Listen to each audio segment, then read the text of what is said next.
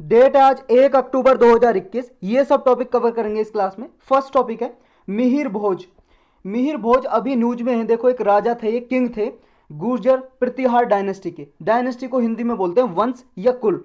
इस डायनेस्टी के ये थे, 9th सेंचुरी के किंग थे ये, 9th सेंचुरी के। भोज भी बोलते हैं इनको, भोज फर्स्ट, भोज प्रथम लिखा होता है हिंदी की बुक में, या भोज फर्स्ट इंग्लिश में बोल सकते हो, या मिहिर भोज। 836 से लेकर 885 सी तक इन्होंने राज किया था।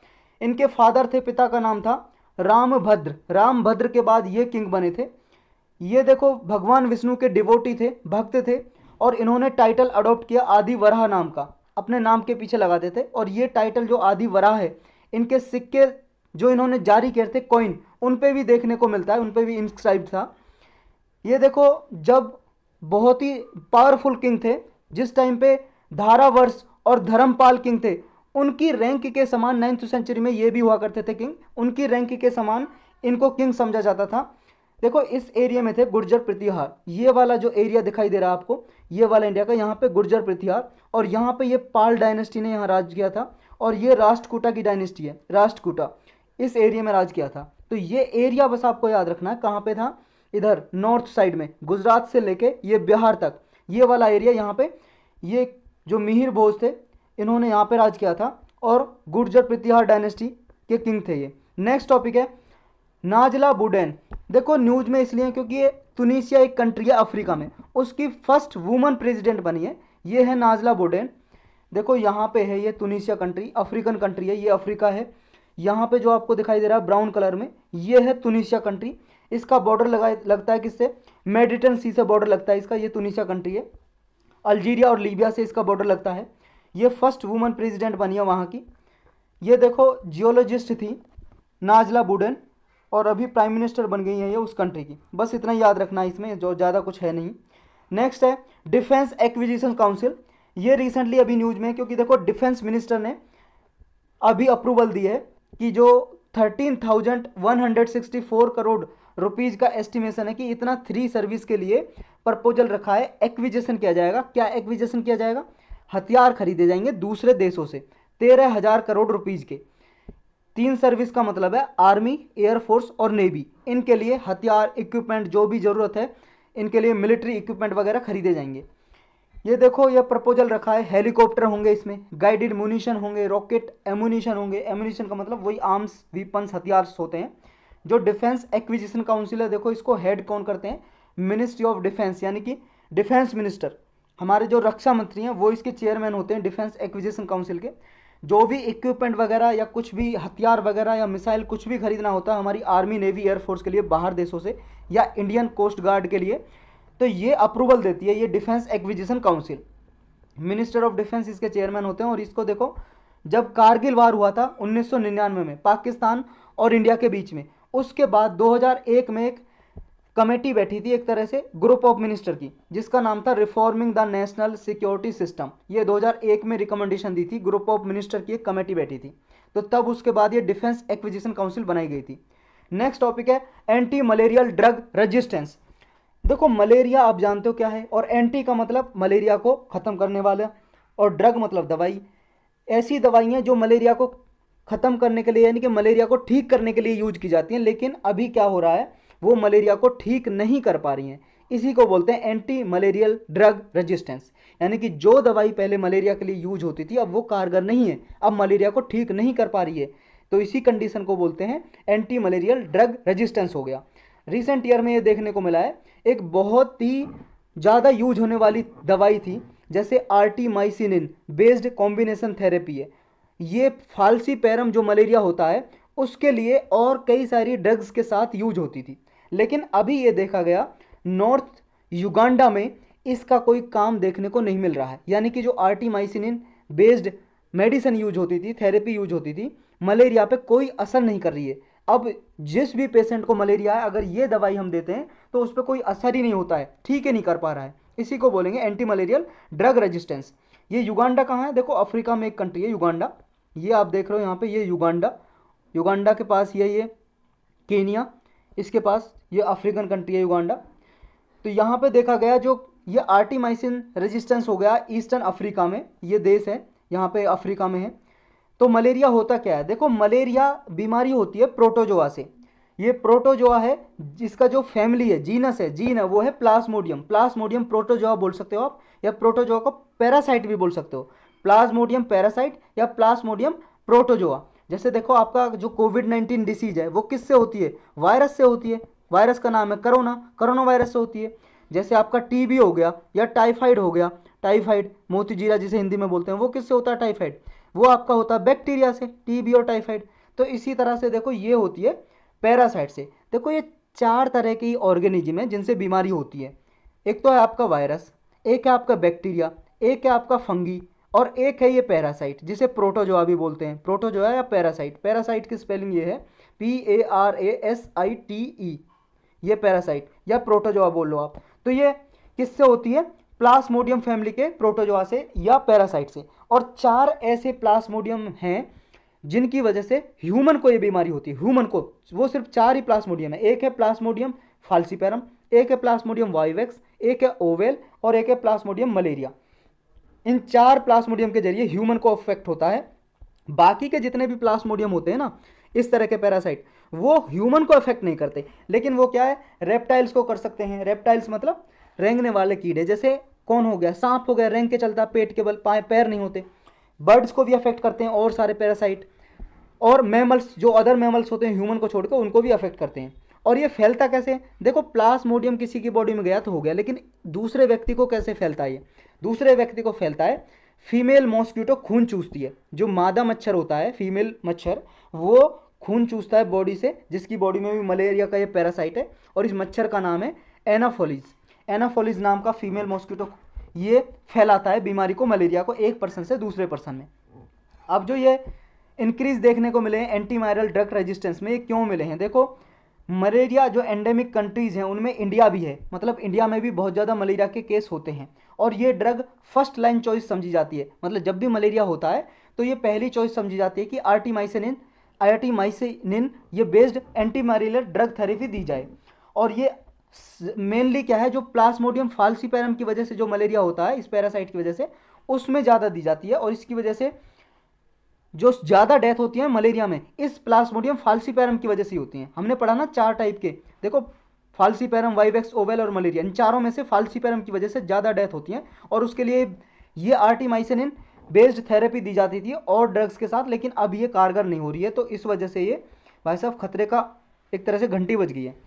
अब और ज़रूरत क्या करने की, देखो ज़रूरत ये करने की है कि जो मॉलिक्यूलर मलेरिया सर्विलेंस की जाए, मतलब कि ये देखा जाए कहाँ पे मलेरिया का जो ड्रग रेजिस्टेंस हो रहा है, उसके लिए अच्छे मेजर्स लिए जाएं, करेक्टिव मेजर्स। कुछ एक्सपर्ट क्या है ये भी कहते हैं कि जो ट्रिपल आर्टिमाइसिन बेस्ड कॉम्बिनेशन थेरेपी है, जिसमें ये और भी बहुत सारी ड्रग दी जाती हैं, ये लेस इफेक्टिव हैं, तो इनका और कोई अल्टरनेटिव ढूंढा जाए। तो ये कुछ विकल्प हो सकता है। नेक्स्ट टॉपिक है अपना PLI scheme for textile works. देखो प्रोडक्ट लिंक्ड इंसेंटिव स्कीम, ये मार्च 2020 में, लास्ट ईयर में लॉन्च की थी। स्टार्टिंग में लॉन्च की थी इलेक्ट्रॉनिक गुड्स के लिए, कि जो भी कंपनी हमारे देश में ज़्यादा से ज़्यादा इलेक्ट्रॉनिक्स सामान प्रोड्यूस करेगा, बनाएगा और हमारे देश से एक्सपोर्ट करेगा, उसे गवर्नमेंट इंसेंटिव देगी, फ़ायदा देगी, उसे असिस्टेंस देगी, 10%, 15%, इस तरह से उन्हें फ़ायदा पहुँचाएगी।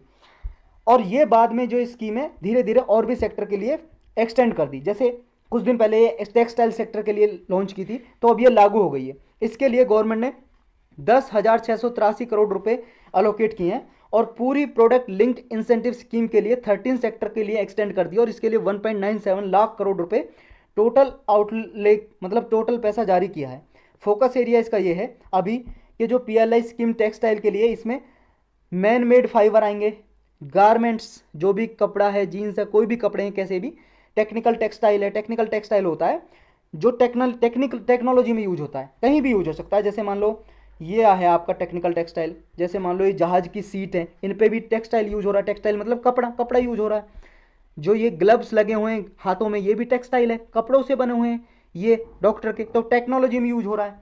कोई ये हो सकता है टेक्नोलॉजी में, सड़क बनाने के लिए कपड़ा यूज हो सकता है कहीं पे, या किसी में भी हो सकता है। ये सब सारा टेक्निकल टेक्सटाइल है। एग्रीकल्चर में भी यूज हो सकता है, किसी में भी यूज हो सकता है टेक्निकल टेक्सटाइल। वो टेक्निकल टेक्सटाइल होता है जो टेक्नोलॉजी के तरह यूज हो। तो इसका जो भी हमारे देश में ज़्यादा प्रोडक्शन करेगा उसको गवर्नमेंट सहायता देगी इस पीएलआई स्कीम के अंदर। एलिजिबिलिटी क्या है, किस किस कंपनी को फायदा देगी? ऐसी कंपनी देखो जिसका मिनिमम 300 करोड़ वो इन्वेस्ट करेगी मशीनरी में या प्लांट में, इक्विपमेंट में। इसमें देखो वो एक्सपेंस, वो खर्चा इंक्लूड नहीं होगा जो लैंड खरीदने में कंपनी ने लगाया या एडमिनिस्ट्रेटिव बिल्डिंग कॉस्ट आई है, उसको छोड़ के जो भी प्लांट की मशीनरी, इक्विपमेंट या सिविल वर्क है उसमें देखा जाएगा टोटल 300 करोड़ से ज़्यादा वो इन्वेस्ट कर रही है तो उसको फायदा पहुंचाया जाएगा, वो एलिजिबल होगी फर्स्ट पार्ट में। और सेकंड पार्ट में वो एलिजिबल होगी वो मिनिमम 100 करोड़ इन्वेस्ट करेगी, स्पेंड करेगी, खर्चा करेगी, वो होगी। और इंसेंटिव कितना देगी गवर्नमेंट? देखो इसमें इंसेंटिव यानी कि सब्सिडी की तरह सहायता दी जाएगी। जो भी 300 करोड़ रुपए खर्च करेगी कंपनी उसको उसके टर्नओवर का 15% का फायदा देगी, इंसेंटिव देगी। इंसेंटिव मतलब बेनिफिट, फायदा। टर्नओवर का मतलब है टोटल जितना सेल करेगी। जैसे एक कंपनी पेन बना रही है, ये पेन की जो प्रोडक्शन कॉस्ट है वो 10 रुपये आई है और इसे बेच रही है ये 20 रुपये में, तो 20 रुपये में बेच रही है। जितना 20 रुपये आया, जितने टोटल पेन बेचे हैं जितने रुपीज़ के, वो टोटल टर्नओवर हो गया एक ईयर का। तो जितने का भी बेचेगा उसका 15% फायदा और दे देगी। मान लो उसने 1000 करोड़ का बेचा माल या 100 करोड़ का, मान लो 100 करोड़ का बेचा पेन एक साल में, तो ये टर्नओवर हो गया टोटल। अब ये टोटल टर्नओवर हो गया, इसका 15% यानी कि 15 करोड़ रुपए और दे देगी कंपनी को। कौन? गवर्नमेंट दे देगी, सहायता पहुंचाएगी कि भाई साहब ज़्यादा कर रहे हो, एक्सपोर्ट करो और ज़्यादा प्रोडक्शन करो, इस तरह फायदा पहुंचाएगी। तो ये टर्नओवर हो गया। और एक होता है नेटवर्थ। नेटवर्थ क्या होता है? अगर इसमें से टैक्स, मतलब इसमें से क्या है, टैक्स नहीं, इसमें टर्नओवर में से देखो प्रोडक्शन कॉस्ट हटा दें। प्रोडक्शन कॉस्ट जो देखो पेन को बनाने में 10 रुपये कीमत लाई थी, 10 रुपये हटा दें तो नेट वर्थ आ जाएगा। नेट वर्थ कितना आ गया? ये आपका 10 रुपये आ गया, क्योंकि 10 रुपये कमाए हैं बेच के। लेकिन एक होता है नेट प्रॉफिट। नेट प्रॉफिट ये होता है जब इसमें से गवर्नमेंट को टैक्स भी तो देना पड़ता है। इस जो इनकम हुई है इस कंपनी को, 10 रुपये में से वो टैक्स घटा देंगे तो ये नेट प्रॉफिट आ जाएगा। तो ये चीज़ें आपको छोटी छोटी याद रखनी है। ये कंपनी जो भी मान लो 100 से 300 करोड़ के रूप में खर्च करेगी उसको 15% से कम इंसेंटिव दिया जाएगा। तो इसमें गवर्नमेंट एक्सपेक्ट ये कर रही है कि लगभग जो इन्वेस्टमेंट होगी 19,000 से ज़्यादा करोड़ की इन्वेस्टमेंट आएगी टेक्सटाइल सेक्टर में, कपड़ा उद्योग में। और लगभग अगर क्यूमुलेटिव टर्नओवर देखें वो 3 लाख करोड़ से ज़्यादा होगा। मतलब ज़्यादा कंपनी देखो बाहर से भी यहाँ पे आएंगी, कंपनी खोलेंगी, या और कोई कंपनी स्टार्ट करना चाहता है क्योंकि उसको फ़ायदा मिलेगा गवर्नमेंट से। तो सिग्निफिकेंस क्या होंगे इसके, मतलब इंपॉर्टेंस देखो पीएलआई स्कीम के यही होंगे। हमारा जो भारत है वो आत्मनिर्भर भारत बनेगा, यानी कि सेल्फ रिलायंस होंगे हम। अपने देश में जो जरूरत है चीज़ें मैन्युफैक्चरिंग ज़्यादा से ज़्यादा होंगी और एक्सपोर्ट भी कर सकेंगे। डोमेस्टिक मैन्युफैक्चरिंग है जो बूस्ट होगी। नेक्स्ट टॉपिक है ऑर्डिनेंस फैक्ट्री बोर्ड। ऑर्डिनेंस का मतलब होता है हथियार, वीपन्स। ऐसी फैक्ट्री जो हथियार बनाती हो उसका एक बोर्ड है ये। बहुत सारी कंपनी ऐसी बनी हुई थी जो गवर्नमेंट के अंदर थी डायरेक्टली, डिफेंस मिनिस्ट्री के अंदर एक डिपार्टमेंट आता उसके अंडर ये काम करती थी। ये 220 साल पुराना ऑर्डिनेंस फैक्ट्री बोर्ड है, लेकिन इसको अब डिसॉल्व कर दिया गया। अब इसको रद्द कर दिया, कैंसिल, हटा दिया, रिमूव कर दिया 1 अक्टूबर से, यानी कि आज से। और ये अब किसके अंदर आ जाएगा? पीएसयू। 7 पीएसयू हैं, पब्लिक सेक्टर अंडरटेकिंग, जो गवर्नमेंट की कंपनी होती है। यानी कि इसका कॉर्पोरेटाइज कर दिया, कॉर्पोरेटाइजेशन कर दिया, यानी कि कंपनी को बेच दी इसकी सारी असेट्स वगैरह, संपत्ति। अब ये डायरेक्टली डिफेंस मिनिस्ट्री के अंदर नहीं रहेगा, पीएसयू के अंडर रहेगा। ये इतना बदलाव किया है। तो कॉर्पोरेटाइजेशन क्या है? ये अब जब हो जाएगा कॉर्पोरेटाइजेशन तो ये कंपनीज एक्ट है जो हमारा 2013 का, उसके अंदर आ जाएगा। इसकी वजह से क्या होगा फायदा? एफिशिएंसी में इंप्रूवमेंट होगा, प्रोडक्ट हैं जो कॉस्ट कंपिटिटिव होंगे और क्वालिटी में इंप्रूवमेंट होगा, ऐसा गवर्नमेंट का कहना है। कि पहले ये क्या है, जो ऑर्डिनेंस फैक्ट्री बोर्ड के अंदर जितनी भी इक्विपमेंट, जितनी भी इसकी ये लेबोरेटरी वगैरह थी जो डिफेंस के लिए इक्विपमेंट वगैरह बनानी थी, आर्म एम्यूनिशन, हथियार वगैरह बनाती थी, तो उनमें क्या है ज़्यादा कॉस्ट लगती थी, वो कॉस्ट कम हो जाएगी और क्वालिटी इंप्रूवमेंट होगी और ज़्यादा इसमें इन्वेस्टमेंट आएगी, कंपनियां ज़्यादा इन्वेस्ट करेंगी, ज़्यादा फोकस कर सकेंगी। तो इसमें क्या है, जो ऑर्डिनेंस फैक्ट्री बोर्ड था इसकी वजह से मोनोपोली हो रही थी, जिसकी वजह से इनोवेशन नहीं आती पाती थी। इनोवेशन मतलब ज़्यादा रिसर्च डेवलपमेंट भी नहीं हो पाती थी और कॉस्ट ऑफ प्रोडक्शन ज़्यादा हाई आती थी, प्रोडक्टिविटी लो रहती थी। तो ये अब डायरेक्टली पहले जो मिनिस्ट्री ऑफ डिफेंस के अंडर काम करते थे अब इनका कॉर्पोरेटाइजेशन हो जाएगा, यानी कि कंपनी के अंदर आ जाएंगे, पीएसयू वगैरह के अंदर। रिकमेंडेशन कौन कौन सी कमेटी ने दी थी कि इस ऑर्डिनेंस फैक्ट्री बोर्ड को हटा दिया जाए और इसका कॉर्पोरेटाइजेशन किया जाए, यानी कि पब्लिक सेक्टर अंडरटेकिंग के अंदर इसे रखा जाए। देखो 3 कमेटी बैठी थी, एक तो थी TKS नायर कमेटी 2000 में, विजय केलकर कमेटी 2005 में, vice admiral Raman Puri committee 2015 में। इन कमेटी ने रिकमेंड किया था कि ऑर्डिनेंस फैक्ट्री बिल का, ये ऑर्डिनेंस फैक्ट्री बोर्ड का कॉर्पोरेटाइजेशन किया जाए। लेकिन एक सकेतकर कमेटी थी, उसने मना किया था। उसने कहा था कि देखो कॉर्पोरेटाइजेशन नहीं किया जाए, इसके लिए मना किया था। उसने रिकमेंड किया था कि जो इसका ऑर्डिनेंस फैक्ट्री का सही से रेगुलर ऑडिट किया जाए, मतलब एग्जामिन किया जाए, इसने कहाँ कहाँ खर्च किया है, कितना खर्चा हुआ है, क्या प्रोडक्शन कॉस्ट है, ये सब इसका खर्चा, क्या सेफ्टी मेजर्स हैं, क्या सब कुछ होता है इसमें, ये ऑडिट किया जाए, ये सजेस्ट किया था सकेतकर कमेटी ने। लेकिन इसने कॉर्पोरेटाइजेशन के लिए सजेस्ट नहीं किया था। ये बात याद रखनी है, ये कमेटी के नाम सारे याद रखने हैं आपको। तो गवर्नमेंट कैसे टैकल करेगी कि अभी क्या है, जब ये डिसीजन लिया कि ऑर्डिनेंस फैक्ट्री बोर्ड है, जो देखो पहले ये डायरेक्टली गवर्नमेंट के अंदर आते थे, जो इसमें कर्मचारी काम करते थे, यानी कि गवर्नमेंट कर्मचारी थे, गवर्नमेंट वर्कर, यानी कि सरकारी नौकरी थी। अब ये डायरेक्ट किसके अंदर चले जाएंगे, अब ये पीएसयू कंपनी के अंदर चले जाएंगे, पब्लिक सेक्टर अंडरटेकिंग, समझ रहे हो। तो ये जो वर्कर हैं, इन्होंने स्ट्राइक करना शुरू कर दिया, कि इन्होंने हड़ताल शुरू कर दी कि आप ये जो कॉर्पोरेटाइजेशन कर रहे हो, तो ये इससे हमें नुकसान होगा, हमारी जो वर्क कंडीशन है वो प्रभावित होंगी, रिटायरमेंट की जो कंडीशन है वो प्रभावित होंगी। लेकिन इसके स्ट्राइक वगैरह हड़ताल को रोकने के लिए एक ऑर्डिनेंस लाया गवर्नमेंट ने, ऑर्डिनेंस अध्यादेश जिसे बोलते हैं। देखो ऑर्डिनेंस और ऑर्डिनेंस में फ़र्क है। अगर ये आई ना लगे तो ऑर्डिनेंस मतलब हथियार, एम्यूनिशन, वीपन, और ये आई लग जाए तो मतलब लॉ, कानून। तो ऑर्डिनेंस प्रेसिडेंट लेके आते हैं, प्रेसिडेंट आर्टिकल 123 के अंदर। तो ये ऑर्डिनेंस लाया जिसकी वजह से स्ट्राइक को रोका गया। और अब ये बिल के रूप में ये पेश किया जा रहा है, असेंशियल डिफेंस सर्विस बिल, और पहले ऑर्डिनेंस के रूप में लाया गया था ये स्ट्राइक को रोकने के लिए। तो इस बिल में क्या क्या प्रोविजन रखी गई हैं, इस बिल में ये रखा गया है जो भी असेंशियल डिफेंस सर्विस है उनका मेंटेनेंस किया जाएगा, ताकि जो नेशन की सिक्योरिटी और लाइफ प्रॉपर्टी जो पब्लिक की है वो बचाई जा सके। बिल एम्पावर करता है गवर्नमेंट को, किसी की भी कोई भी सर्विस को असेंशियल डिफेंस सर्विस डिक्लेयर कर सकती है गवर्नमेंट चाहे तो। और ये बिल देखो कोई भी स्ट्राइक या लॉकआउट को रोकता है। स्ट्राइक होता है जब कर्मचारी हड़ताल करते हैं, वो स्ट्राइक है, और लॉकआउट वो होता है जब कंपनी का मालिक कंपनी को बंद कर दे, कि वो कहे कि कंपनी में काम नहीं है इसलिए अभी कंपनी बंद की जाती है, वो लॉकआउट होता है कंपनी के मालिक के हाथ में, और स्ट्राइक एक इंस्ट्रूमेंट होता है कर्मचारियों के हाथ में अपनी डिमांड को मनवाने के लिए। लेटेस्ट चेंज क्या किए हैं इस ऑर्डिनेंस फैक्ट्री बोर्ड में, देखो एक तो पहले ये डिपार्टमेंट ऑफ डिफेंस प्रोडक्शन जो मिनिस्ट्री ऑफ डिफेंस के अंदर आता था उसके अंदर काम करता था, लेकिन अब ये हट जाएगा, इसका कॉर्पोरेटाइजेशन हो जाएगा, यानी कि पीएसयू के अंदर आ जाएगा ये। जो 41 फैक्ट्री जो इसके अंदर काम करती थी ऑर्डिनेंस फैक्ट्री बोर्ड के अंदर, वो डायरेक्टली अब किसके अंदर चली जाएंगी, पीएसयू के अंदर, जो 7 गवर्नमेंट ओन्ड कॉर्पोरेट एंटिटी होंगी। देखो वो भी देखो गवर्नमेंट की कंपनी है, पब्लिक सेक्टर अंडरटेकिंग, लेकिन अब ये किसी मिनिस्ट्री के अंडर नहीं रहेगी डायरेक्टली, समझ रहे हो, लेकिन है वो गवर्नमेंट की। गवर्नमेंट ने ये मूव लिया है कि इनकी एफिशिएंसी और अकाउंटेबिलिटी इंक्रीज होगी, इसलिए इनका कॉर्पोरेटाइजेशन किया जा रहा है। और जो स्ट्राइक है, स्ट्राइक को जो इंडेफिनेट स्ट्राइक कर दी, इसको रोकने के लिए ऑर्डिनेंस लेके आई गवर्नमेंट 30 जून को, और अब इसे बिल के रूप में पेश कर रही है पार्लियामेंट में।